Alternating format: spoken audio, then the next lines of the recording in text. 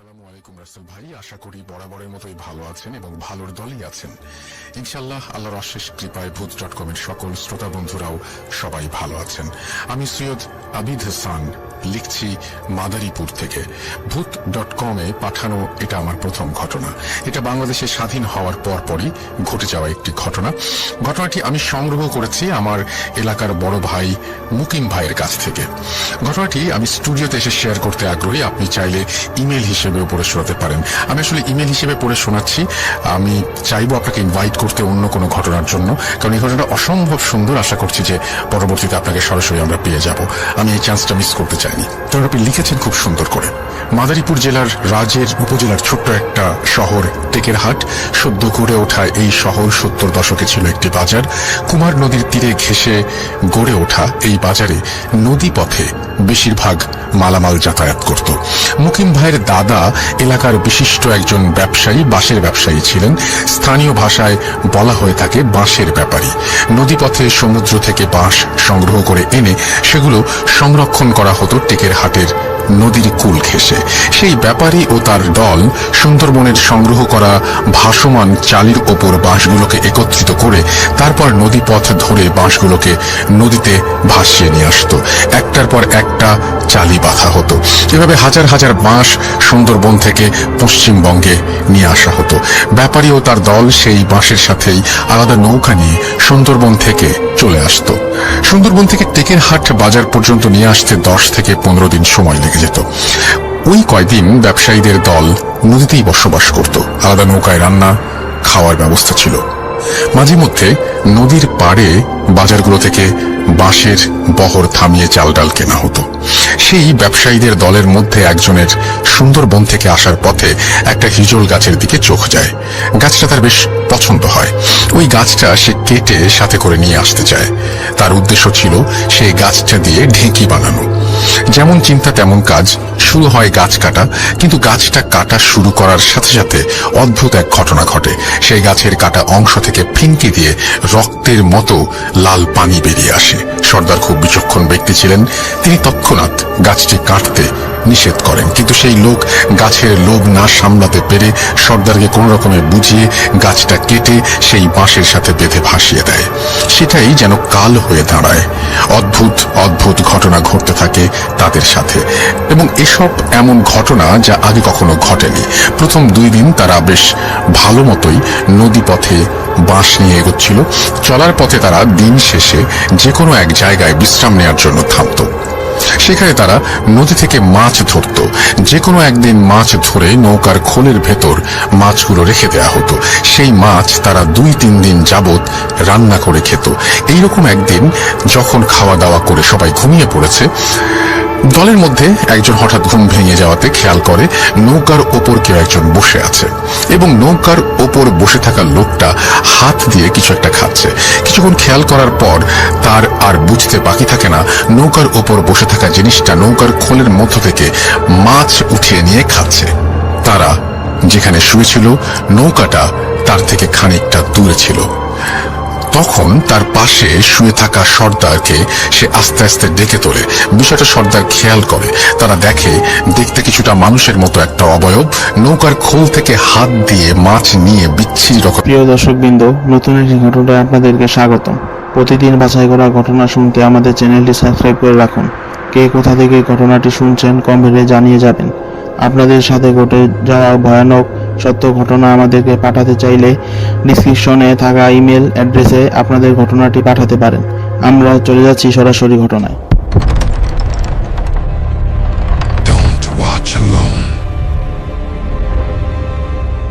শব্দ করে খাচ্ছে।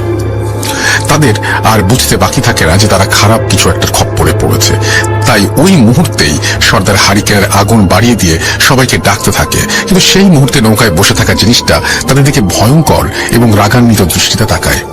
বিদ্ঘুটে চেহারার ওই অবয়বটা হামাগুড়ি দিয়ে কিছুটা এগিয়ে আসতে থাকে তাদের দিকে। সবাই তখন ভয়ে আল্লাহর নাম নিচ্ছে। তাদের কারো বুঝতে বাকি রইল না যে খারাপ জিনিসটার খপ্পরে তারা পড়েছে। সেটি তাদের দিকে এগিয়ে আসলে তারা খুব খারাপ একটা কিছুর সম্মুখীন হবে। সর্দারের আদেশে তখন সবাই হারিকেনের আলো নিয়ে সেটা বাড়িয়ে দিল। তখন হঠাৎ করে সেই অবয়বটা স্থানীয় লোকের ভাষায়, যেটাকে পিশাচ বলা হয়, নৌকা থেকে ঝপ করে পানির ভেতর চলে যায়। ওই রাতে তারা আর নৌকার দিকে এগোনোর সাহস পায়নি। সবাই হ্যারিকেনের আলো বাড়িয়ে দিয়েই বসে থাকলো, কিন্তু রাত তখন কেবল মধ্যরাত। বিপদ হলো তখন যখন এক এক করে সবগুলো হ্যারিকেনের তেল কয়েক ঘন্টার মধ্যেই ফুরিয়ে আসতে শুরু করলো। এক এক করে হ্যারিকেনগুলো নিভে যেতে থাকলো। হঠাৎ করে শুরু হতে লাগলো পানিতে লাফালাফির শব্দ। মনে হচ্ছিল একের পর এক ছোট বাচ্চারা নৌকা থেকে পানির ভেতর লাফিয়ে পড়ছে। ভয়ে এবং আতঙ্কে আল্লাহর নাম স্মরণ করতে করতে তাদের ওই রাত কেটে যায়। ভোরের আলো ফোটার পর তারা ওই নৌকায় গিয়ে দেখে অর্ধেক অর্ধেক খাওয়া মাছ নৌকাতে ছড়িয়ে আছে। প্রায় প্রত্যেক রাতেই এরকম ঘটনা ঘটতে থাকে সেদিন থেকে। রাতে ঘুমানোর পর তাদের আশেপাশে পানিতে ঝপ ঝপ ঝপ ঝপ শব্দ, এবং নৌকার খোলের ভেতরে রেখে দেওয়া মাছগুলো সেই পিশাচের দল অর্ধেক অর্ধেক করে খেয়ে চারিদিকে ছড়িয়ে চলে যেত। পিশাচগুলো অনেক চেষ্টার পরও তাদের পিছু ছাড়েনি। নৌকার খোলে তারা যেদিন মাছ না রাখত, সেদিন সকালে হাজার হাজার ছোট্ট ছোট্ট মাছের মাথা নৌকা জুড়ে ছড়ানো থাকতো। এভাবে 7-8 দিন তারা ওই উৎপাত সহ্য করে শেষ পর্যন্ত তাদের গন্তব্যে পৌঁছে যায়। ঘটনা এখানেই শেষ হতে পারত, কিন্তু এই ঘটনা শেষ হয় 3 জন মানুষের মৃত্যুর মধ্যে দিয়ে। পুরো ঘটনার উৎপত্তি হয়েছিল সেই হিজল গাছের জন্য। তখন তারা বুঝতে পারেনি ওই গাছটি ছিল তাদের অভিশাপ। যেই লোকটা সেই গাছ কেটে নিয়ে এসেছিল সে বিশাল অসুখে পড়ে যায়। তখন ডাক্তার খুব কম ছিল, মানুষ কবিরাজে বিশ্বাসী ছিল। স্থানীয় কবিরাজ তখন জানায় যে ওই গাছটা হয়তো একটা অভিশপ্ত গাছ। গাছটা কেটে নিয়ে আসার জন্যই এরকম হচ্ছে। তৎক্ষণাৎ সেই গাছের গুড়িকে কুমার নদীতে আবার ভাসিয়ে দেওয়া হয়, কিন্তু ততদিনে অনেক দেরি হয়ে গেছে। শেষ পর্যন্ত চারিদিকে 4 দিনের মাথায় 4টি লোক মারা যায়। তার 1 মাসের মধ্যে ওই লোকের ছোট ভাই কুকুরের কামড়ে মারা যায়, এবং তার কিছুদিনের মধ্যেই তার একমাত্র ছেলে নদীতে গোসল করতে গিয়ে মারা যায়। তাদের বংশ ওখানে শেষ হয়ে যায়। হিজল গাছের সেই অভিশাপ নির্বংশ করে দেয় তাদেরকে। এই ছিল আমার ঘটনাটা সম্পূর্ণ সত্যি, এবং এই ব্যাপারে কোনো সন্দেহ নেই। যদি কেউ চায় এই এলাকায় খোঁজ নিয়ে দেখলেই বুঝতে পারবে। ধন্যবাদ এই ঘটনাটি শেয়ার করার জন্য।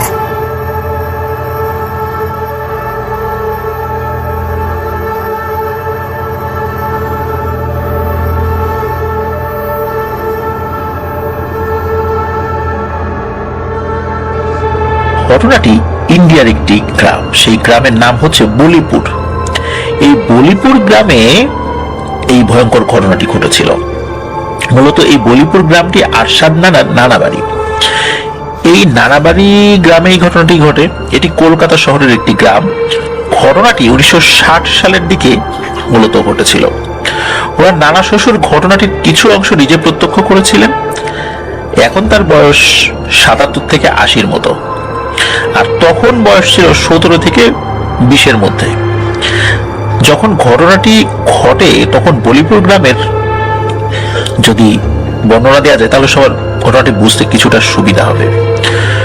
বলিপুর গ্রামটিতে সেই সময় এক পাশে নদী, এই নদীর পানিতে সবাই গোসল করত, এখান থেকে মাছ ধরতো, এবং এই নদী দিয়ে অন্য কোনো গ্রামেও যাওয়া যেত।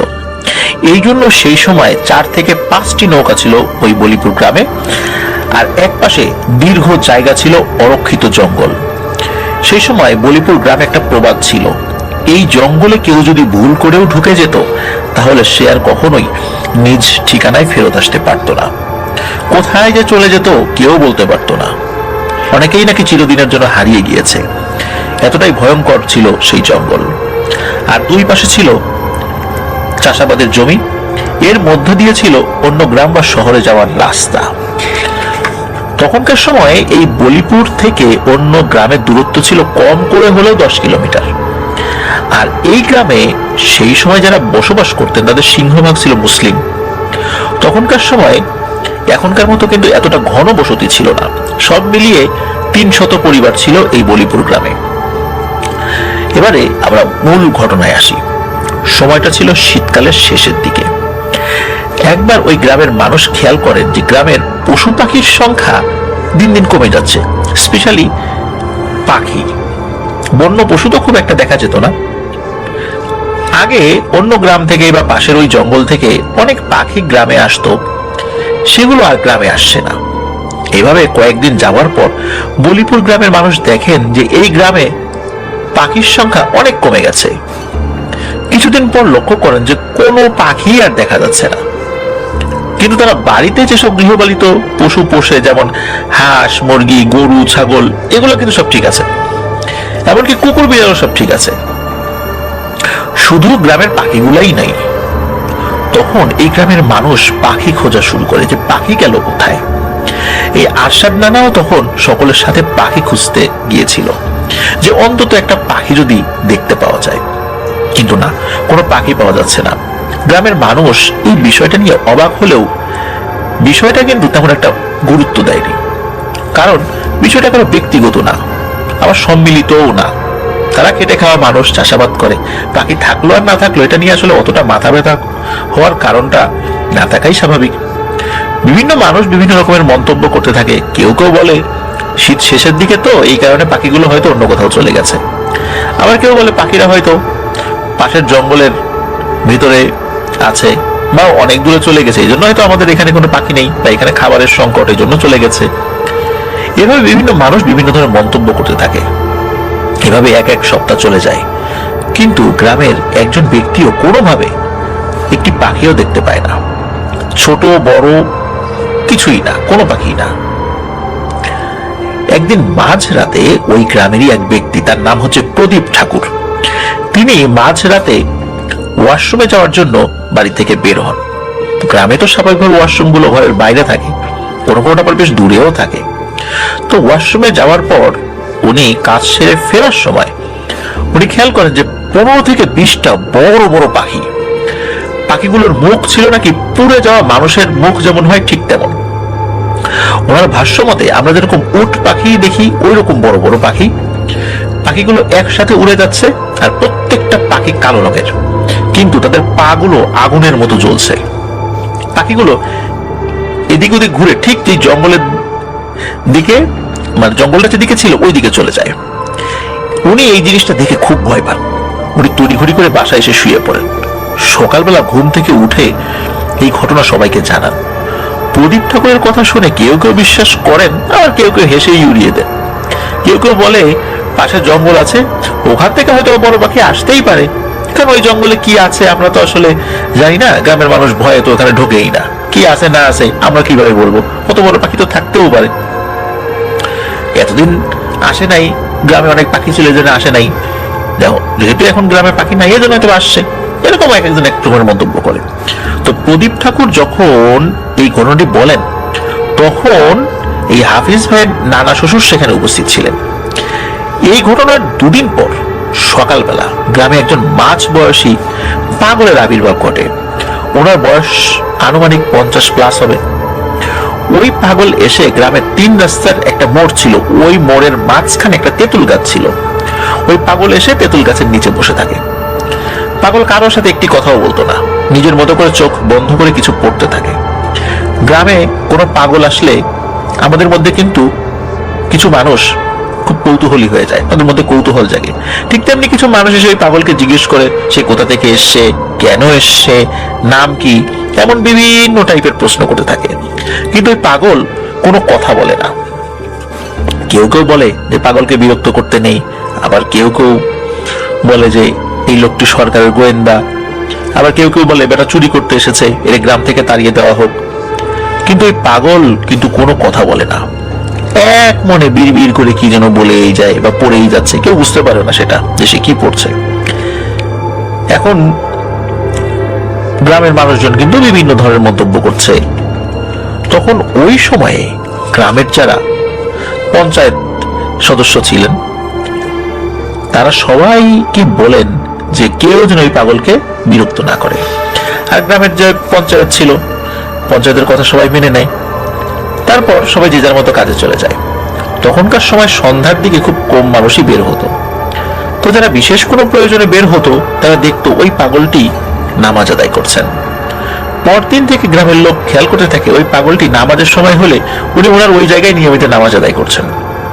এবং ওই তেঁতুল গাছের আশেপাশে যাদের বাড়ি তারা অনেকেই রাতে ওয়াশরুমে যাওয়ার জন্য হোক বা অন্য কারণেই হোক যদি বের হতো ঘর থেকে, সবাই খেয়াল করতেন যে ওই পাগল নামাজ পড়ছে। যারা দেখতেন যে এই বিষয়টা, পরদিন এসব নিয়ে আলোচনা হতো। তারা আলোচনা করতেন অন্য মানুষের সাথে। পাগলের এমন আচরণ দেখে ওই গ্রামের অনেকেই ওই পাগলের প্রতি মায়া সৃষ্টি হয়।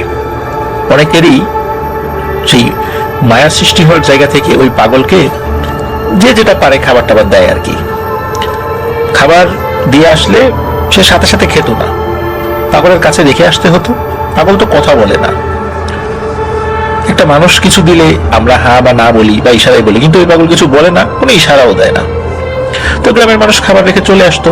তো ওরা যখন তাদের প্লেট বা গ্লাস নিতে আসতো তখন দেখতো ওই পাগল খুব সুন্দর করে খেয়ে এই প্লেট গ্লাস পরিষ্কার করে রেখে দিয়েছে, একদম ধুয়ে টুয়ে।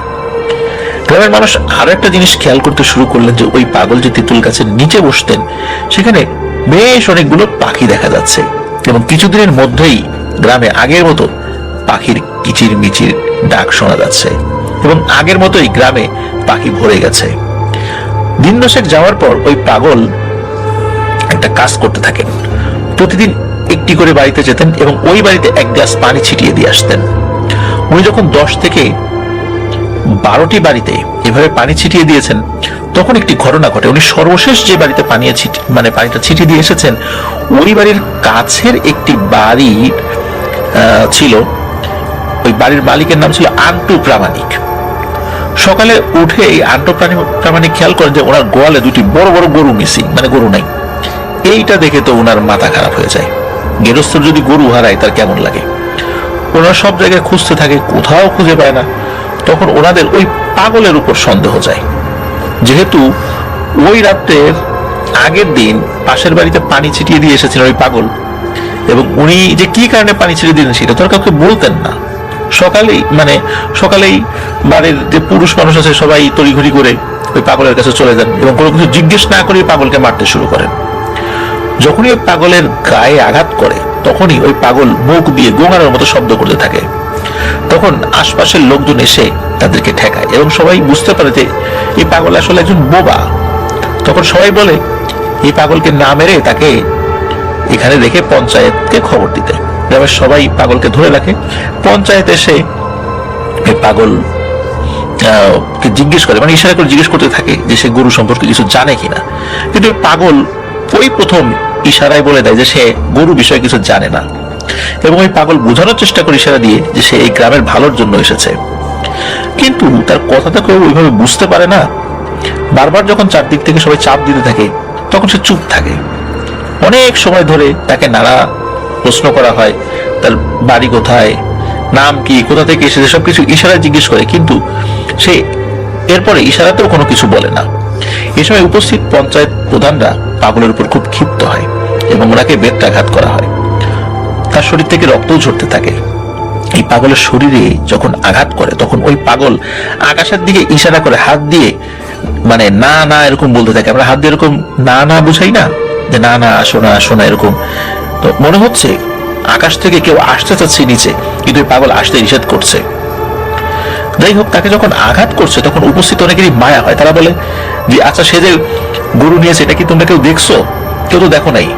সে গরু চুরি করছে এটা কেউ দেখো নাই, আর তাকে মারতেছো। তাকে আর একটা আঘাতও কিন্তু করা যাবে না। বেশ কিছু লোক তার পক্ষে দাঁড়িয়ে যায়। তো এখন কি করা? সে তো বোবা, আর সে তো পাগল, সে গরু চুরি কেন করবে? যাই হোক, পঞ্চায়েত যারা সদস্য ছিলেন তারা সবাই মিলে এবং গ্রামবাসী মিলে একটা সিদ্ধান্ত নেয় যে পাগলকে গ্রামে রাখা যাবে না, যেহেতু সকলের একটা সন্দেহ তার দিকে চলে গেছেই। এরপরে ছোটখাটো চুরি হলেও সবাই তাকে সন্দেহ করবে, সুতরাং তাকে না রাখাটাই ভালো হবে, যে চোর হোক আর না হোক। তো সবাই মিলে ওই পাগলকে গ্রাম থেকে নৌকায় করে অনেক দূরে রাখে আসে আর কি, মানে যাতে করে ওই পাগল আর ফেরত আসতে না পারে। আর যে কয়েকজন ভালো মানুষ ছিলেন যারা ওই পাগলের পক্ষে ছিলেন, এদের মধ্যে কয়েকজন পাগলকে ইশারায় বলে দেয়, তারাও নৌকায় ছিল, তারাও গিয়েছিল সাথে, যেন পাগলের কোনো ক্ষতি না হয়। এবং পাগলকে ইশারায় বলে, তুমি ভাই আমাদের গ্রামে আর কোনোদিন এসো না। কোনোদিন যদি তুমি আমাদের গ্রামে এসো যদি, তাহলে কিন্তু এখানে কিছু লোকজন আছে যারা তোমার উপর ক্ষিপ্ত আছে, তারা কিন্তু তোমাকে পিটিয়ে মেরে ফেলবে। তো এইভাবে ইশারায় বোঝায়। তো পাগলকে অনেক দূরে একটা জায়গায় নিয়ে নদী পার করে ছেড়ে দিয়ে আসা হয়। কিন্তু এই যে পাগলের উপর এত বাজে আচরণ হলো, এরপরও কিন্তু ওই পাগল সবসময় চুপচাপ ছিল। এখানে একটা কথা বলে রাখা ভালো যে এই হাফিজ ভাইয়ের যে নানা শ্বশুর, উনি কিন্তু এই পর্যন্ত বলিপুর গ্রামে ছিলেন। এরপর উনি নিজ গ্রামে চলে আসেন। তারপর যে নানা ওনাকে এই ঘটনাটি দিয়েছেন, উনি তো নিজেই প্রত্যক্ষ করেছিলেন এই পর্যন্ত। এরপর উনি যে বাঘাডাঙ্গা গ্রামে চলে আসেন, এরপর তিনি যখন আবার ওই বলিপুরে বেড়াতে যান, তখন উনি সবার কাছে পরবর্তীতে যে ঘটনা ঘটেছিল সেইটা শোনেন। বিশেষ করে ওনার মামা ঘটনাটি নানাকে যেভাবে বলেছে আর কি। তো ওই পাগলকে রেখে আসার পর থেকেই ঘটতে থাকে অদ্ভুত কিছু ঘটনা। ওই দিন মধ্যরাতে সবাই কুকুরের আওয়াজ শুনতে পান। আওয়াজটা এতটাই জোরে হচ্ছিল, মনে হচ্ছে 20 থেকে 25টা কুকুর একত্রে ডাকলে যত জোরে শব্দ হবে ঠিক তত জোরে শব্দ হচ্ছে। আর মনে হচ্ছে রাস্তা দিয়ে বিশাল কোনো প্রাণী অনেকগুলো একসাথে হেঁটে যাচ্ছে, এবং হেঁটে যাওয়ার কারণে রাস্তার মাটি পর্যন্ত মনে হচ্ছে কাঁপছে, মৃদু ভূমিকম্প হচ্ছে, ধপ ধপ শব্দ হচ্ছে, হাঁটার শব্দ। এই ঘটনা পুরো গ্রামের মানুষ যারা ওই রাতে জেগেছিল বা কোনো কারণে ঘুমায়নি, তারা কিন্তু এই বিষয়টি উপলব্ধি করেন। আর এই ঘটনা ঘটেছে কিন্তু ওই পাগলকে দুপুরে গ্রাম থেকে বের করে দিয়ে আসার পর, ওই দিনের রাত থেকে। পরের দিন সবাই একটা জিনিস খেয়াল করেন যে ওই পাগলের গায়ে যারা আঘাত করেছিল ওদের প্রত্যেকের গায়ে জ্বর এবং শরীরে আঘাতের চিহ্ন।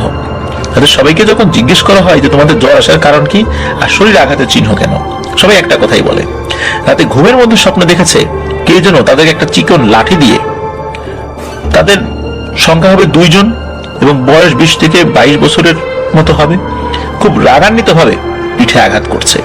এই আঘাতের জন্য তারা খুব জোরে জোরে চিৎকার করছে। এরই মধ্যে ঘুম ভেঙে যায়। তারা দেখে তাদের পিঠে অনেক ব্যথা, পিঠে আঘাতের চিহ্ন, আর এর মধ্যে তাদের চিৎকারে তো বাড়ির সবার ঘুম ভেঙে যায়। এবং পরিবারের লোকজন সবাই এসে দেখে যে প্রত্যেকটা ব্যক্তির পিঠে চিকন চিকন দাগ, মনে হচ্ছে খুব জোরেই তাদেরকে আঘাত করা হয়েছে। তখন সবাই বুঝতে পারে তারা স্বপ্নে যে বিষয়টা দেখেছে আসলে একটা স্বপ্ন ছিল না, এটা ছিল বাস্তব। এদিকে রাতে যে প্রাণী চলাচলের শব্দ পাচ্ছিল সবাই, এই বিষয় নিয়ে তারা কথা বলে যে রাতে কুকুরগুলো কেন সবাই একসাথে এত জোরে জোরে ডাকছিল। আমার মনে হচ্ছিল বিশাল কোনো প্রাণী রাস্তা দিয়ে হেঁটে যাচ্ছে, মনে হচ্ছিল রাস্তা পর্যন্ত কাঁপছে। এসব নিয়ে যখন গ্রামের সবাই একত্রে বসে কথা বলছিল, তখন 2-1 এসে বলে তারা নাকি সকাল থেকে গ্রামে কোনো কুকুর বিড়াল দেখে নাই, এমনকি পাখিও পর্যন্ত দেখে নাই। এইভাবে 1 কথা 2 কথায় গ্রামের মানুষজনের মধ্যে জানাজানি হয়ে যায় এবং গ্রামের সবাই দেখে ঘটনাটি সত্য। পুরো গ্রামে যেখানে কুকুর বিড়াল অনেকগুলো ছিল, পাখিও স্বাভাবিক হয়ে গিয়েছিল, কিন্তু 1 রাতের মধ্যে কোথায় চলে গেল এগুলো? এই ঘটনাগুলো কিন্তু ওই পাগলকে গ্রাম থেকে বের করে দেওয়ার পরের দিন সকালে ঘটেছে। গ্রামে কেউ কেউ বলে আগেও তো পাখিগুলো চলে গিয়েছিল, পরে আবার ফেরত আসবে। এদিকে কি ঘটে, ওই যে নদীতে দুপুরের দিকে একটা মানুষকে দেখা যায়, যে মানুষজন অনেকেই গোসল করতে যান। ওই সময় খেয়াল করে নদীর উল্টো দিক থেকে একজন মাঝি 2টা গরু এবং একজন বয়স্ক মানুষকে নিয়ে এই বলিপুর গ্রামের দিকে আসছে। মাঝিকে সবাই চিনত, কিন্তু সাথে যে আসছে তাকে তো কেউ চিনতে পারছে না। কিছু সময় পর যখন তারা নদীর কিনারে চলে আসে, তখন অনেকেই বলে ওঠে, আরে এই গরু তো আন্টু গ্রামের গরু, এই গরু তুমি কোথায় পেলে? তখন মাঝির সাথে আসা ওই ব্যক্তি গ্রামের মানুষকে বলে, আমাকে পঞ্চায়েত প্রধানের কাছে নিয়ে চলেন, আমি সব খুলে বলবো ঘটনা। তখন সবাই মিলে ওই গরু আর ওই লোককে নিয়ে পঞ্চায়েতের কাছে যান, মানে পঞ্চায়েত প্রধানের কাছে যান। যখন গ্রামে জানাজানি হয়ে যায় আন্টু প্রাণীকের হারিয়ে যাওয়া গরু পাওয়া গেছে, তখন কৌতূহলবশত বলিপুর গ্রামের মানুষ ওই তেঁতুল গাছের তলায় উপস্থিত হয় এবং আন্টু প্রামাণিক ও তার পরিবারের লোকজনও চলে আসেন। গ্রাম পঞ্চায়েতের লোকজন ওই যুবকের নাম জিজ্ঞেস করেন। যুবক বলতে বয়স্ক লোক আর কি, মধ্যবয়স্ক লোক। ওই বয়স্ক ব্যক্তি তার নাম বলেন, কিন্তু হাফিজ ভাইয়ের নানা শ্বশুর নামটি মনে করতে পারেননি, নামটি ভুলে গেছেন আর কি। তবে যতটুকু বলছেন তার নাম নিজাম মিয়া হইতে পারে, তবে ধরে নিলাম নাম নিজাম মিয়াই। তো তার নাম হচ্ছে নিজাম মিয়া। তখন সবাই নিজাম মিয়াকে জিজ্ঞেস করেন যে এই গরু সে কোথায় পেয়েছে। তখন নিজাম মিয়া বলেন, এই গরু গত পরশু রাতে আন্টু প্রামাণিকের বাড়ি থেকে তার ছেলে চুরি করেছে। তখন তাকে জিজ্ঞেস করেন, তোমার বাড়ি কোথায়? তখন সে বলে, বলিপুর গ্রামের পাশের 2টি গ্রাম পর একটি গ্রামের নাম বলে।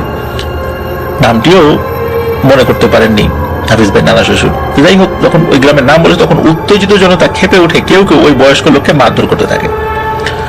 তখন গ্রাম পঞ্চায়েতের প্রধানরা ওই বয়স্ক ব্যক্তিকে মারতে নিষেধ করেন। পঞ্চায়েত প্রধানরা ওই নিজাম মিয়াকে জিজ্ঞেস করেন, তুমি কেন আবার এই গ্রামে গরু ফেরত নিয়ে এসেছো? তুমি তো জানো যে তোমার প্রাণ সংশয় আছে এখানে আসলে। তখন ওই নিজাম মিয়া বলে, তার ছেলে গত পরশু রাতে যখন গরু চুরি করে নিয়ে বাড়িতে যায় কোনো সমস্যা ছাড়াই, তো গরু নিয়ে বাড়ি ফেরত আসে, সারাদিন কোনো সমস্যা হয়নি, গরুকে খেতে দেয়, স্বাভাবিকভাবে গরু কোনো সমস্যা ছাড়াই খাওয়া দাওয়া করে, সবকিছু স্বাভাবিকই ছিল। ঘটনা শুরু হয় গত মাঝরাতে। তার ছেলে এবং তার দুটি সন্তান রয়েছে, তার ছেলের বউ রয়েছে, তো সবাই প্রতি রাতের মতো ঘুমাতে গিয়েছে। মাঝরাতে আমার ছেলের নাম ধরে কেউ ডাকতে থাকে। এই ডাক তার ছেলে আর ছেলের বউ দুজনই শুনতে পান। ওনারা ভাবে হয়তো প্রতিবেশী কেউ এত রাতে বিপদে পড়েছে, তাই হয়তো ডাকাডাকি করছে। যখন আমার ছেলে আর তার বউ দুইজন মিলে ঘরের বাইরে আসে, তখন তারা দেখে দুইটা ছেলে, বয়স আনুমানিক 20 থেকে 22 বছরের মতো হবে, তারা বাইরে দাঁড়িয়ে আছে। ছেলেগুলোর চেহারা খুবই সুন্দর, তারা সবাই একই পোশাক পরে আছে, আর সব পোশাকগুলো ছিল সাদা। তখন তার ছেলে বলে ওঠেন, তোমরা কারা আর আমার নাম ধরে ডাকছো? আমি তো আগে কখনো তোমাদেরকে দেখিনি। এই কথা বলার সাথে সাথে ওই দুইটা ছেলে দুইজনের 2 হাত লম্বা করে এই নিজাম মিয়ার ছেলেকে ঠাস করে থাপ্পড় মেরে বসে, এবং থাপ্পড় এত জোরে ছিল যে তার ছেলে ছিটকে পড়ে গিয়েছিল নাকি। তো নিজাম মিয়া বলে যে আমার ছেলেকে 20 থেকে 25 ফুট দূর থেকে হাত লম্বা করে থাপ্পড় মারে। এই দৃশ্য দেখে আমার ছেলের বউ সাথে সাথে অজ্ঞান হয়ে যায়, আর ছেলের থাপ্পড় খেয়ে কথা বলার বাকশক্তি হারিয়ে ফেলে। তখন এই দুজনের মধ্যে একজন বলে ওঠে আমার ছেলেকে যে এই গরু চুরি করে তুই খুব বড় অন্যায় করেছিস, তোর জন্য আমাদের ওস্তাদ অপমানিত হয়েছে, কালকের মধ্যেই গরু ফেরত দিয়ে আসবি আর নিজে স্বীকার করবি সবকিছু। আমাদের কথা যদি না শুনিস তাহলে তোর যে দুটি সন্তান আছে তাদের সহ তোর গোষ্ঠীদেরকে যে যেখানে আছে সবাইকে আমরা কঠোর শাস্তি দেব। এই কথা বলে ওই ছেলে দুটি আবারও হাত লম্বা করতে থাকে, আবারও মারে এক চর। এরপরে তারা আস্তে আস্তে আকাশের দিকে উড়ে যেতে থাকে এবং একটা পর্যায়ে তারা মনে হয় হাওয়ায় মিলিয়ে গেল। এরপর আমার ছেলে তার সেন্স ফিরে পায় এবং সাথে সাথে সকলকে বলে যে এই ঘটনা এখন কি করা যায়। তখন বাবা হিসাবে আমি তাকে বলি যে তুই তাহলে ফেরত দিয়ে আয়, কিন্তু ও তো নিজে চুরি করেছে, ও ফেরত দিতে গেলে খুব একটা ঝামেলা হতে পারে, অনেকে ওর উপর ক্ষিপ্ত হতে পারে, হওয়াটাই স্বাভাবিক। এই জন্য আমি বয়স্ক মানুষ, আমি এসেছি আমার বিবেকের দায়বদ্ধতা থেকে। আমি আমার ছেলের কৃতকর্মের জন্য আপনাদের কাছে ক্ষমা চাচ্ছি এবং আমি গরু ফেরত দিতে এসেছি। তো তখন উপস্থিত অনেকেই ওই বয়স্ক মানুষকে মারতেও উদ্যত হয়, দু একজন কিলঘুষি মারেও। এক পর্যায়ে গ্রাম পঞ্চায়েতের লোকজন নিষেধ করেন এবং বয়স্ক মানুষ সবাইকে কথা দেয় তার ছেলে আর কোনোদিন চুরি করবে না, তাকে সবাই যেন ক্ষমা করে দেয়। গ্রাম পঞ্চায়েত প্রধানরা সিদ্ধান্ত নেয় যেহেতু অন্যায় করেছে তার ছেলে, এখন ছেলের শাস্তি তার বাবাকে দেয়া যায় না। তখন পঞ্চায়েতের লোকজন বলে যে ঠিক আছে, আপনি গ্রাম ছেড়ে চলে যান। যার গরু চুরি হয়েছিল সে আন্ড প্রামাণিককে গ্রাম পঞ্চায়েত এবং অন্যরা ভৎসনা করতে থাকে, এই কারণে যে কোনো কিছু না বুঝে সেই পাগলের গায়ে হাত দেওয়াটা ছিল বিশাল বড় এক অপরাধ। তখন গ্রামে অনেকেই মত দেন সেই পাগলকে যেখানে রেখে আসা হয়েছিল ওইখানে গিয়ে পাগলের কাছে ক্ষমা চেয়ে আবার তাকে গ্রামে ফিরিয়ে আনার জন্য। গ্রাম পঞ্চায়েতের কাছে অনেকেই প্রস্তাব দেয়, গ্রাম পঞ্চায়েতের সদস্যরা সকলে মেনে নেয় এবং কয়েকজনকে দায়িত্ব দেয় যে পরদিন যাদেরকে পরদিন আর কি এরা যাবে, পঞ্চায়েতের লোকজনও যদি সময় পায় তারাও যাবে এবং পাগলকে খুঁজে নিয়ে আসবে। ওরা কিন্তু খোঁজে, যেখানে ছেড়ে দিয়ে আসা হয়েছে এরপরে তন্ন তন্ন করে অনেকগুলো গ্রাম খুঁজেছে, কিন্তু ওই পাগলকে নাকি একজন লোকও দেখেনি। এইভাবে অনেক খোঁজাখুঁজি করার পরে যখন তারা হদিস পায় না, পরে তারা গ্রামে ফেরত আসে, যায়, খুঁজে, আবার ফেরত আসে। একটা সময় মানুষ বিষয়টি ভুলে যায়, এভাবেই শেষ হয়ে যায়। তো এর মধ্যে কিন্তু একটি ঘটনা ঘটছিল যেটা শুরুতে কয়েকদিন কেউ ওইভাবে খেয়াল করেনি। গ্রামে ভয়ানক কিছু ঘটনা ঘটা শুরু করে। প্রায় দিনই কারো না কারো বাড়ি থেকে গরু, ছাগল, হাঁস, মুরগি মিসিং হতে থাকে। একবারে একসাথে না, প্রতি রাতে 4-5 জনের বাড়ি থেকে গরু, ছাগল, হাঁস, মুরগি এরকম জিনিসগুলো মিসিং হয়ে যায়। এইভাবে মিসিং হতে হতে গ্রামের অর্ধেকেরও বেশি গরু, ছাগল, হাঁস, মুরগি মিসিং হয়ে যায়। গ্রামে তো এই বিষয় নিয়ে হইচই শুরু হয়ে যায়। কিন্তু এর মধ্যে আশ্চর্য বিষয় হচ্ছে ওই যে পাগল, ওই পাগল যেই বাড়িগুলোতে পানি ছিটিয়ে দিয়েছিল সেই সব বাড়ির কিন্তু কোনো গরু ছাগল হাঁস মুরগি মিসিং হচ্ছিল না। সেই সকল বাড়ির আশেপাশে কয়েকটি বাড়ির গরু ছাগল হাঁস মুরগি মিসিং ছিল, মানে ওগুলো বাদে সবগুলোতে মিসিং হচ্ছিল। এই ঘটনার ঠিক পর একদিন রাতে গ্রামের এক মহিলা ওয়াশরুমে গিয়েছিলেন, তার স্বামীকে ডেকে উঠেছিলেন, তার স্বামীকে সাথে নিয়ে গিয়েছিলেন। তো যখন আমরা তো জানি যে গ্রামের ওয়াশরুম একটু দূরেই হয়, তো যখন ওই মহিলা তার কাজ সেরে ওয়াশরুম থেকে ফিরে আসছে তখন মহিলা তার স্বামীকে বলে, দেখো আকাশে ওইগুলা কি?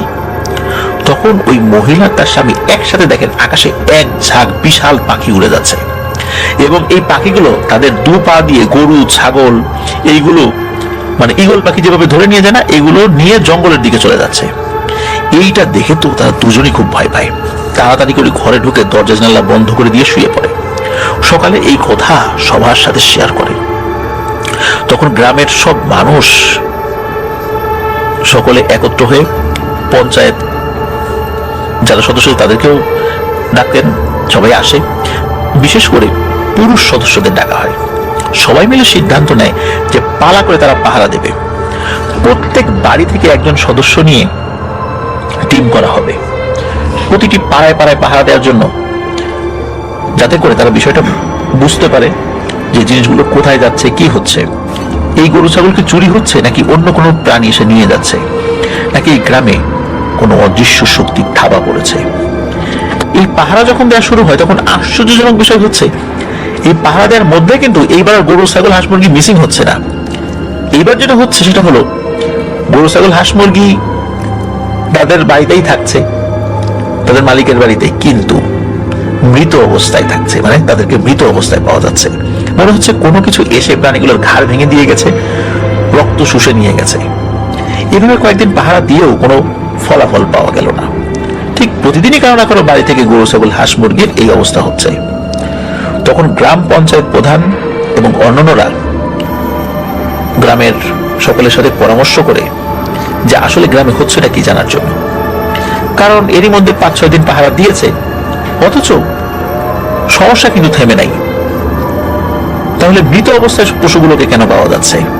আগে তো একদম মিসিং হয়েছিল, এখন মৃত অবস্থায় পাওয়া যাচ্ছে পাহারার কারণে। আবার পাহারা যারা দিচ্ছে এরাও এই কয়েকদিনের মধ্যে কেউ কিছুই দেখলো না। এর মধ্যে একজন বৃদ্ধ বলে ওঠেন যে উনি একটা জিনিস দেখেছেন। সেটা কি? ওই বৃদ্ধ বলেন, গত রাত্রে আমি তাহাজ্জুদের নামাজ পড়বো বলে উঠলাম। রাতে অজু করতে কলপারে গেলাম। অজু শেষ করে যখন ঘরে ফিরবো, আর যেহেতু কলপার তখন আমার বাসার ঘর থেকে একটু দূরেই, তখন আমার কানে একটা শব্দ ভেসে আসে। মনে হচ্ছে অনেকগুলো পায়ের আওয়াজ একসাথে আসছে। আমি প্রথমে ভেবেছিলাম যারা পাহারা দিচ্ছে এরা মনে হয় একসাথে চলাচল করছে, এই জন্য এত শব্দ হচ্ছে। তারপরেও যেহেতু গ্রামে একের পর এক পশু পাখির এই অবস্থা হচ্ছে, তাই আমি বিষয়টা ক্লিয়ার হওয়ার জন্য একটু আড়ালে গিয়ে দাঁড়াই। আড়াল থেকে কিছু জিনিস দেখি। আমি দেখি মোটামুটি 2-3 মিনিট পরে দেখেছিলাম যে অনেকগুলো কালো কুকুর রাস্তা দিয়ে আসছে, এবং কুকুরগুলো সাধারণ কুকুরের থেকে অনেক বড়, এবং প্রতিটি কুকুরের পিঠে বামন আকৃতির একটা প্রাণী বসা ছিল, এবং এই প্রাণীদের গায়ে সজারুর মতো বেশ কাটা রয়েছে। তারা খুব ধীরে ধীরে চলাচল করতে থাকে। এরা কিছু সময় দৃশ্যমান থাকার পর আবার আমার চোখের সামনে অদৃশ্য হয়ে যায়।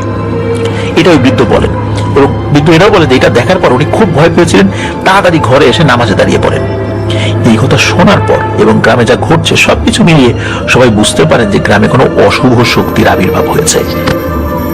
তখন গ্রাম পঞ্চায়েত প্রধানরা সিদ্ধান্ত নেন আশেপাশে যত কবিরাজ, ইমাম সাহেব এবং পণ্ডিত ঠাকুর আছে সবাইকে আগামীকাল বিকেলে এই গ্রামে আসার জন্য দাওয়াত করো, আমাদের গ্রামের সমস্যার সমাধানের কথা বলো। কেউ যদি এই সমস্যার সমাধান করতে পারে তাহলে আমরা তাকে অবশ্যই সবাই মিলে উপযুক্ত সম্মানই দেব। তখন উপস্থিত অনেকেই বলতে থাকে, অমুক গ্রামে আমার জানার মতো একজন ভালো কবিরাজ আছে, কেউ বলে অমুক গ্রামে একজন ভালো ইমাম আছে, কেউ বলে অমুক গ্রামে একজন ভালো পণ্ডিত ঠাকুর আছে।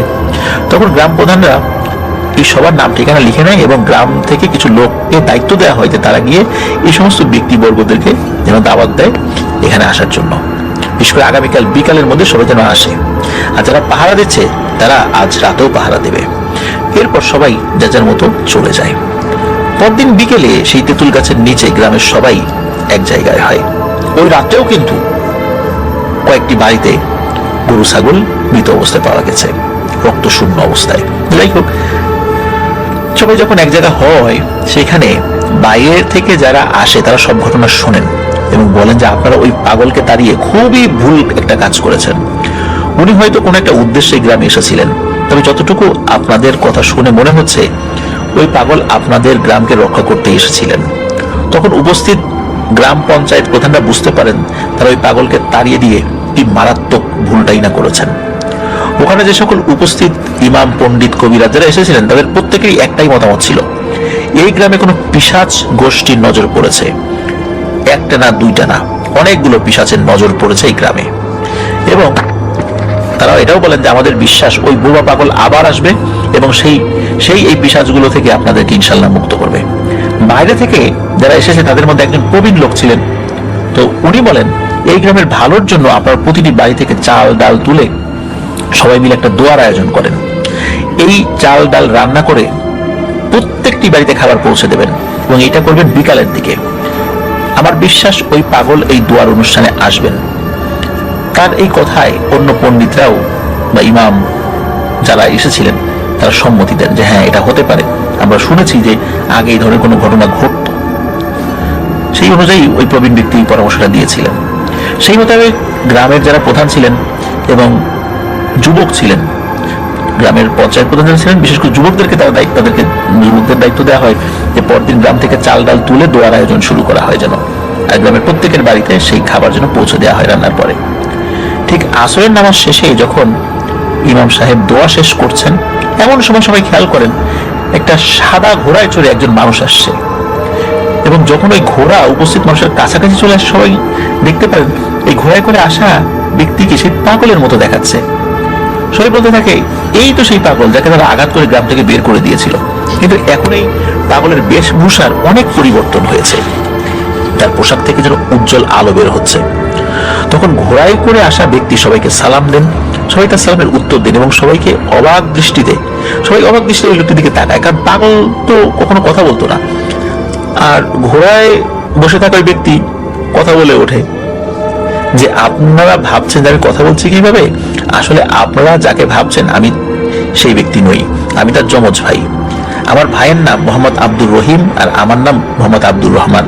আমরা দুজন যমজ ভাই। আমরা দুই ভাই দেখতে একই রকম, কিন্তু আমার ভাই আব্দুর রহিম জন্ম থেকেই বোবা। ও বোবা হলেও আল্লাহর কুদরতে ও ধার্মিক জ্ঞান এবং আধ্যাত্মিক জ্ঞান অনেক বেশি। সে দিন এবং রাতের বেশিরভাগ সময় আমল করেন এবং সে আমল করতে করতে এমন একটি পর্যায়ে চলে গেছে যে জিন জাতির অনেক বোবা সন্তান আমার ভাইয়ের কাছ থেকে এসে দীক্ষা নেয়। আব্দুর রহমান হুজুর বলে আমাদের বাড়ি পাকিস্তানে। আমার ভাই আপনাদের গ্রামকে এবং এই গ্রামের মানুষকে বাঁচাতে এসেছিল, কিন্তু আপনাদেরকে চিনতে পারেন নাই। তখন গ্রাম প্রধান যারা ছিল সবাই তাদের ভুলের জন্য আব্দুর রহমান হুজুরের কাছে ক্ষমা চান। তখন একজন ব্যক্তি জিজ্ঞেস করে আপনার ভাই এই গ্রামে কেন এসেছিলেন এবং সে কিভাবে জানলো যে গ্রামের মানুষ বিপদে আসে, আর তিনি কেনই বা এই গ্রামের মানুষকে উপকার করতে চান। আর আমাদের গ্রামের পশু পাখি যে মিসিং হয়ে গিয়েছে, কখনো মৃত অবস্থায় পাওয়া যাচ্ছে, তখন এই এটার কারণটা কি? তখন এই আব্দুর রহমান হুজুর সবকিছু খুলে বলেন। তিনি বলেন আপনাদের গ্রামে একজন নাম করা বুজুর্গ ব্যক্তি ছিলেন, তার নাম হলো আব্দুল আজিজ। এই কথা বলার পর ওইখানে অনেক বয়স্ক কয়েকজন মানুষ ছিলেন। সবাই বলেছেন আমরা আব্দুল আজিজের সম্পর্কে আমার বাপদাদাদের কাছ থেকে অনেক কথা শুনেছি। আমার বাপদাদারা এই আব্দুল আজিজ হুজুরের ভক্ত ছিলেন, তার গল্প বলেন। তাদের মুখ থেকে এই হুজুরের গল্প আমরা অনেক শুনেছি। তিনি নাকি অনেক পরহেজগার মানুষ ছিলেন, তাকে নাকি দুষ্টু জিনেরা বাঘের মতো ভয় পেত। আর সেই আব্দুল আজিজের কবর তো এখনো আমাদের এখানেই আছে। উনি মারা গেছেন তো অনেক দিন আগে, আর তার কবর তো এখনো সুরক্ষিত ভাবে এখানে আছে এই গ্রামে। তখন আব্দুর রহমান হুজুর বলেন এই আব্দুল আজিজ আমার দাদা। 1947 সালে দেশভাগের পর আমার বাবা আমাদের পরিবারকে নিয়ে এই গ্রাম থেকে পাকিস্তানে চলে যায়। তখন থেকে আমরা পাকিস্তানে থাকি। আপনাদের এইখানে যে জঙ্গল আছে সেখানে 23টা পিশাচ জিন থাকে যারা খুবই শক্তিশালী এবং ভয়ঙ্কর। এরা বিভিন্ন রূপ ধারণ করে থাকে, কিন্তু এটা প্রত্যেকেই বামন আকৃতির জিন। এবং এরা খুবই হিংস্র প্রকৃতির। এদের একজন সর্দার আছে, তার কথা মতো 22 জন চলে। এরা সবাই একই ধর্মের না, এখানে মূলত 3 ধর্মের পিশাচ রয়েছে, মুসলিম, হিন্দু এবং খ্রিস্টান ধর্মাবলম্বী। এদের কাজ হচ্ছে পশু পাখির রক্ত খাওয়া। গ্রামে যখন সব পশু পাখির রক্ত খাওয়া শেষ হয়ে যাবে, তখন এরা এই গ্রামের মানুষের রক্ত খাওয়া শুরু করবে। এভাবে ওরা বিভিন্ন গ্রাম শেষ করে দিয়ে এসেছে, এবার এই গ্রামে এসেছে। তবে ওরা যে নতুন এসেছে তা কিন্তু না, এরা কিন্তু আরো আগে থেকেই এখানে ছিল। আজ থেকে প্রায় 50 বছরের বেশি সময় আগে ঠিক এইভাবে এই বামন পিশাচগুলো এই গ্রামে রাতের বেলা ঢুকতো, পশু পাখিগুলোকে হত্যা করত। তখন আমার দাদা এইসব পিশাচকে বোতল বন্দি করে এবং ওই যে জঙ্গল, ওখানে গিয়ে একটি গাছের অনেক নিচে বোতলগুলোকে পুঁতে রেখে আসে। তো অনেক আগের ঘটনা, তো এটা শুরু হয়েছিল, অতটা ব্যাপকতা পাই নাই, দাদা ধরে ফেলেছিলেন, এই জন্য অনেকের এই বিষয়টা মনে নাই। কিন্তু এখন তো বিষয়টা সিরিয়াস হয়ে গেছে, এই জন্য আপনারা সবাই জানতে পারছেন। ওই বোতলগুলো গাছের নিচে পুঁতে রাখা হয়। তো পিশাচগুলো বোতল বন্ধ হওয়ার আগে দাদাকে বলেছিল, কখনো যদি এই বন্দি দশা থেকে মুক্ত তারা পায়, তাহলে এই গ্রামের কোনো পশু পাখি এবং মানুষকে তারা বাঁচতে দেবে না। তারা তো নর্মালি পশু পাখির রক্ত খায়, কিন্তু এই গ্রামের কোনো মানুষকেও বাঁচতে দেবে না। আপনাদের এখানে মাস 3 আগে একটা ঝড় হয়েছিল, সেই ঝড়ে কয়েকটি গাছ উপড়ে যায়। তার মধ্যে এই পিশাচদেরকে যেই গাছের নিচে বোতলবন্দি করে রাখা হয়েছিল, সেই গাছটি উপড়ে যায় এবং যে কোনো ভাবে এই বোতলগুলোর মুখ খুলে যায়, তারা মুক্ত হয়ে যায়। দীর্ঘদিন বোতলে বন্দি থাকার কারণে তারা দুর্বল ছিল। এরপর আস্তে আস্তে তারা শক্তি সঞ্চয় করে এবং এই গ্রামে পশু পাখির উপর আক্রমণ করা শুরু করে। প্রথমে পাখির উপর আক্রমণ শুরু হয়, এরপরে পশুর উপরে। আমার দাদা আমার আব্বাকে বলে গিয়েছিল, যদি কখনো ওই পিশাচগুলো মুক্ত হয়ে যায়, তিনি যেন আবার ওই পিশাচগুলোকে বন্দি করে এবং এই গ্রামকে তারা রক্ষা করে। এবং এই পিশাচগুলো মুক্ত হয়ে গিয়েছে। আমাদের অনুগত জিনেরা এসে আমাদেরকে জানিয়ে দিয়ে গিয়েছিল যে পিশাচ মুক্ত হয়ে গেছে। আমার বাবা আর ভাই যখন একসাথে ছিল, তখন একটা জিন এসে এই খবরটি জানায়। তখন আমার আব্বা আমার ভাইকে পাঠায় এই পিশাচগুলোকে বন্দি করতে। কিন্তু এদেরকে চাইলেই আপনি বন্দি করতে পারবেন না, এদেরকে নির্দিষ্ট রিচুয়ালের মাধ্যমে গিয়ে বন্দি করতে হয়। এখন আব্দুর রহমান বলেন, আজকে রাত থেকে কালো 3টি কুকুর এবং 3টি ঘোড়া দেখতে পারবেন। আপনারা কখনোই ওই কুকুর এবং ঘোড়াগুলোকে আঘাত করবেন না এবং কিছু খেতেও দিবেন না। এদের শুধু রাত্রের বেলায় দেখা যাবে। আপনারা যদি রাতে চলার পথে কিংবা প্রকৃতির ডাকে সাড়া দেওয়ার জন্য ওঠেন আর এই কালো কুকুর এবং সাদা ঘোড়া দেখেন, তাহলে কিছুক্ষণের জন্য চোখ বন্ধ রাখবেন, তারপর চোখ খুলবেন। এরা মূলত কয়েকদিনের জন্য থাকবে, আপনাদের ওই পিশাচগুলো যেন কোনো ক্ষতি করতে না পারে, এই জন্য এরা আসবে। এরা থাকলে ওই পিশাচগুলো কোনো ক্ষতি করতে পারবে না। এই কুকুর এবং ঘোড়াগুলোর কারণে আপনারা ইনশাল্লাহ বেঁচে যাবেন। আপনারা যে যার ঘরে থাকবেন। আজ থেকে 6 দিন পর আমি, আমার বাবা এবং আমার সেই বোবা ভাই আসবো ইনশাল্লাহ। ওই দিন আপনাদের সব সমস্যার সমাধান আল্লাহ চাহেন তো হয়ে যাবে। আর আপনারা রাতের বেলা চেষ্টা করবেন পারতপক্ষে কেউ ঘর থেকে বের না হতে। আব্দুর রহমান হুজুর আরো বলেন, আমার ওই 6 দিনের মাথায় 3 জন লোক লাগবে, একজন ইমাম সাহেব, একজন হিন্দু পণ্ডিত এবং একজন খ্রিস্টান পাদ্রী, যার খ্রিস্টান ধর্মে পর্যাপ্ত জ্ঞান আছে। ওই 3 ব্যক্তিকে উপস্থিত রাখবেন।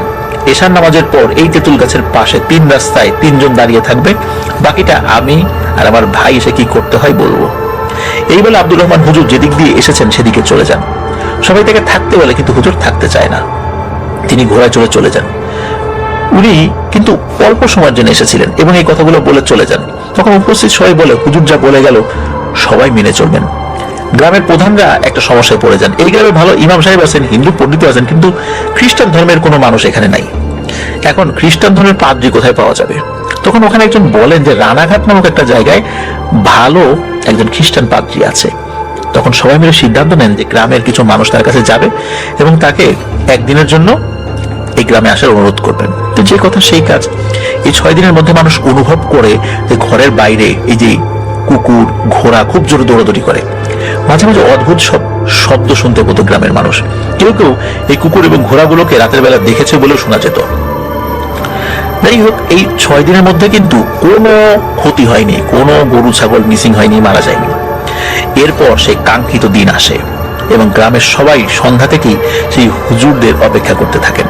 এক পর্যায়ে এশার নামাজের কিছু সময় পর দেখেন 3টি সাদা ঘোড়ায় 3 জন লোক আসছে। যখন কাছে আসে সবাই দেখে সেই যমজ 2 ভাই আব্দুর রহিম এবং আব্দুর রহমান, তার সাথে একজন বৃদ্ধ হুজুর, তিনি এই 2 জনের পিতা। তারা 3 জন এসে গ্রামের সবাইকে সালাম দেন। বিশেষ করে তাদের মধ্যে 2 জন সালাম দেন, একজন ইশারায় সালাম দেন, যিনি বোবা। তারা গ্রাম পঞ্চায়েত প্রধানদেরকে বলেন যে সবাই যে যার বাড়িতে চলে যান, আজ রাত্রে কেউ বাইরে থেকে বাইরে বের হবেন না। আর ইমাম, পণ্ডিত এবং পাদ্রী ছাড়া সবাই দ্রুত স্থান ত্যাগ করেন। তখন গ্রামের পঞ্চায়েত প্রধান যারা ছিলেন সবাইকে নির্দেশ দেন সবাই যে যার বাড়িতে জন্য চলে যায়। সবাই সেটাই করেন। পরে সবাই রাতের বেলা ভয়ানক কিছু শব্দ শুনতে পারেন। মনে হচ্ছে ভয়ঙ্কর বজ্রপাতের আওয়াজ হচ্ছে, খুব জোরে জোরে চিৎকার, কান্নার শব্দ।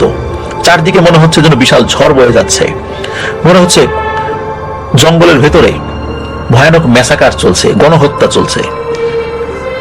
চিৎকার, চেঁচামেচি, ওরে বাবা রে, মরে গেলাম, আমাকে মেরো না। তো যাদের বাড়ি পশু ছিল, সেই পশুগুলো খুব জোর জোর ডাকতে থাকে ভয়ে। মনে হচ্ছে তারা আকাশে কিছু দেখছে, দেখে ভয় পাচ্ছে। এভাবেই চলতে থাকে বেশ অনেকক্ষণ। একটা পর্যায়ে সব শান্ত হয়ে যায়। সকালে উঠে সবাই সেই তেঁতুল গাছের কাছে গিয়ে দাঁড়ান। দেখেন 3 ধর্মের 3 জন মন খারাপ করে সেখানে বসে রয়েছেন। তখন উপস্থিত সবাই জিজ্ঞেস করেন, তোমাদের মন খারাপ কেন এবং গত রাত্রে কি হয়েছিল? তখন সবাই বলে, গত রাত্রে গ্রামের সবাই চলে যাওয়ার পর আরো 3টি ঘোড়া আসে। তখন তারা আমাদের 3 জনকে 3টি ঘোড়ায় উঠতে বলে এবং আমাদেরকে আশ্বস্ত করে যে আমাদের কোনো ক্ষতি হবে না। তখন আপনাদের নিরাপত্তা দেওয়ার জন্যই আমরা কাজ করে যাই। ইমাম সাহেব, পণ্ডিত এবং পাদ্রী 3 জনই তারা সিদ্ধান্ত নেন যে গ্রামের ভালোর জন্য যা যা করার দরকার সেটাই করবেন, প্রয়োজনে প্রাণ বিসর্জন দেবেন। তখন ওই ঘোড়ায় চড়ে 3 জন রওনা দেন এবং তাদের সাথে আলাদা ঘোড়ায় পিতা এবং যমজ 2 ভাই রওনা দেন। এক পর্যায়ে তারা সবাই সেই জঙ্গলের কাছে উপস্থিত হন। সেখানে গিয়ে দেখেন 3টি কালো কুকুর এবং আরো 3টি সাদা ঘোড়া সেখানে উপস্থিত রয়েছে। তখন হুজুরদের পিতা বলে ওঠেন, আপনারা আপনাদের ধর্মের রিচুয়াল শুরু করেন, কারণ এখানে হিন্দু, মুসলিম, খ্রিস্টান এই 3 ধর্মের পিশাচ রয়েছে। তখন উচ্চস্বরে তারা তাদের ধর্ম অনুযায়ী রিচুয়াল শুরু করেন, রুকিয়া শুরু করেন। ওই হুজুরদের পিতা অনেক দূর পর্যন্ত একটা নির্দিষ্ট গণ্ডি দিয়ে দেন এবং বলেন, শুধু এখানে আপনাদের বহনকৃত 3টি ঘোড়া প্রবেশ করতে পারবে, এছাড়া এই গণ্ডির মধ্যে কোনো পিশাচ শ্রেণীর জিন প্রবেশ করতে পারবে না। এরপর তারা 3 জন দেখেন ওই যে পিতা আর 2 জন যমজ ছেলে ঘোড়ায় চড়ে সেই জঙ্গলের ভিতরে চলে যান। সাথে 3টা কুকুর এবং 3টি ঘোড়া এবং 2 জন 20 থেকে 22 বছর বয়সের যুবক, এবং মনে হচ্ছে সাথে আরো কেউ আছে, কিন্তু তাদের চেহারা বোঝা যাচ্ছে না, কিন্তু এতটুকু বোঝা যাচ্ছে যে তা আরো কয়েকজন আছে। সবাই মিলে দ্রুত জঙ্গলের ভেতর যায় এবং যখন তারা এই 3 জনের চোখের আড়াল হয়ে যায়, কিছু সময় পরেই খুব জোরে চিৎকার, কান্নার শব্দ আসতে থাকে। বড় বড় গাছ ভেঙে পড়তে থাকে, আকাশে বজ্রপাতের মতো আগুনের ফুলকি উঠতে থাকে। তারা 3 জন একটা জিনিস দেখে যে অসংখ্য বামন আকৃতির পশুকে সেই ঘোড়া এবং কুকুরগুলো তাড়া করছে, কিন্তু এই বামন আকৃতির পিশাচগুলো গ্রামে ঢোকার চেষ্টা করছে, কিন্তু তাদের রিচুয়ালের কারণে, এই 3 জন রিচুয়াল করছে, এই রিচুয়ালের কারণে এবং ওই যে বৃদ্ধ হুজুর একটা নির্দিষ্ট এরিয়া ডাক দিয়ে গেছেন, এই কারণে তারা গ্রামে ঢুকতে পারছে না। এবং একবার তারা জঙ্গল থেকে বের হয়, আবার জঙ্গলের মধ্যে ঢোকে। এভাবে অনেকক্ষণ পর রাতের শেষ দিকে সবকিছু শান্ত হয়ে যায়। তখন সেই বৃদ্ধ ঘোড়ায় করে আসে, সাথে 3টি ঘোড়া নিয়ে। আর ওই বৃদ্ধ তাদের কৃতজ্ঞতা জানায়, এই বলে যে তোমরা গ্রামের জন্য যেটা করেছো, এটা না করলে আমরা পিশাচগুলোকে মারতে পারতাম না। ওই বৃদ্ধ যখন এই কথা বলছিল তখন তার চোখের পানি গড়িয়ে পড়ছিল। সবাই জিজ্ঞেস করে কি হয়েছে, তখন সেই বৃদ্ধ বলে, এই পিশাচগুলোকে মারতে গিয়ে আমার বোবা ছেলেটা মারা গেছে, সাথে আরো 4 জন পরহেজগার জিন মারা গেছে।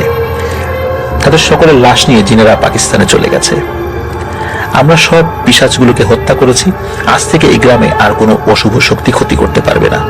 এই বলে সেই বৃদ্ধ চলে যান। তারপর 3টি ঘোড়া এখানে নামিয়ে দিয়ে 3টি ঘোড়াও চলে যায়। এই কথা যখন 3 জন বলে তখন উপস্থিত সবার চোখে পানি এসে যায়। কথিত আছে ওই তিনজনকে নাকি ওই বৃদ্ধ তিনটি উপহার দিয়েছিলেন, কিন্তু কি দিয়েছিলেন এটা শুধু ওই তিনজনই জানতেন, অন্য লোকরা জানতেন না। এতটুকু জানেন যে ওই তিনজনকে উপহার দিয়েছিলেন, তাদের বলা নিষেধ ছিল। আর কোনোদিন ওই বৃদ্ধ হুজুর এবং তার ছেলেকে এই গ্রামে দেখা যায়নি। এই ছিল ঘটনা। প্রিয় লিসেনার্স, একটা সময় কিন্তু এই ধরনের পিশাচ শ্রেণীর জিনদের উপদ্রব অনেক বেশি ছিল। তখন অনেক বড় বড় বুজুর্গ ব্যক্তিদের ওসিলায় এবং তাদের প্রচেষ্টায় এই ধরনের পিশাচ জিনদেরকে কিন্তু তাড়াতে সক্ষম হয়েছিলেন তারা। কিন্তু এখন আসলে এই ধরনের পিশাচ জিনের কথাগুলো কম শোনা যায়, আর সেই বুজুর্গ ব্যক্তিদেরও এখন খুব একটা দেখা যায় না।